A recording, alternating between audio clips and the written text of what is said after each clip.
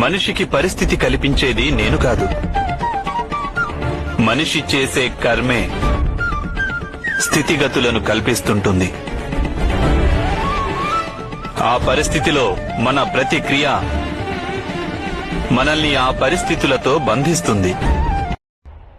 మానవ సమాజం స్త్రీలకు సదా సర్వదా క్లేశాన్ని, అన్యాయాన్ని, అవమానాన్ని మిగిల్చింది. మీరు మీ చుట్టుపక్కల దృష్టి సారించండి, సమస్త ఇతిహాసాన్ని తీసుకోండి, ఇదే మీకు కనిపిస్తుంది.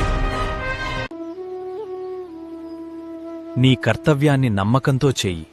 ఫలితం సమయం వచ్చినప్పుడు తప్పక నీ ముందుకు వస్తుంది.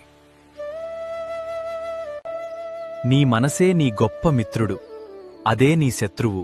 దానిని ధర్మ మార్గంలో నడిపించగలిగితే విజయం నీ వెంట నడుస్తుంది. మించే వయసులో పరిస్థితులు అడ్డొస్తాయి. సంపాదించే వయసులో బాధ్యతలు వెంటాడతాయి.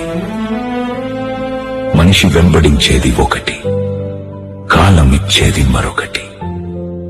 జీవితమంతా కావాల్సిన దానికి, దొరికిన దానికి మధ్య జరిగే పోరాటమే.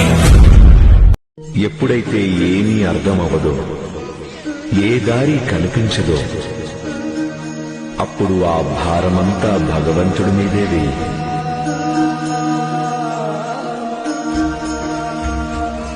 దారి ఆయనే తప్పిస్తాడు, దారి ఆయనే చూపిస్తాడు.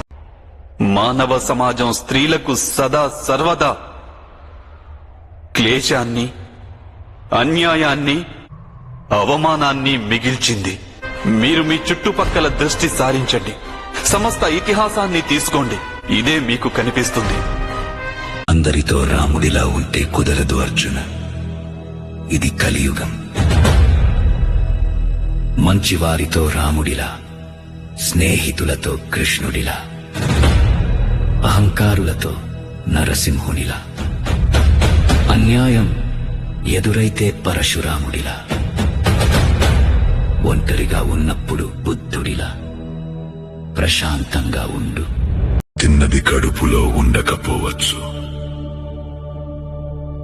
కాని అన్నది మాత్రం మనసులో మిగిలిపోతుంది. అందుకే మాట మాట్లాడేటప్పుడు 1కి 2 సార్లు ఆలోచించు.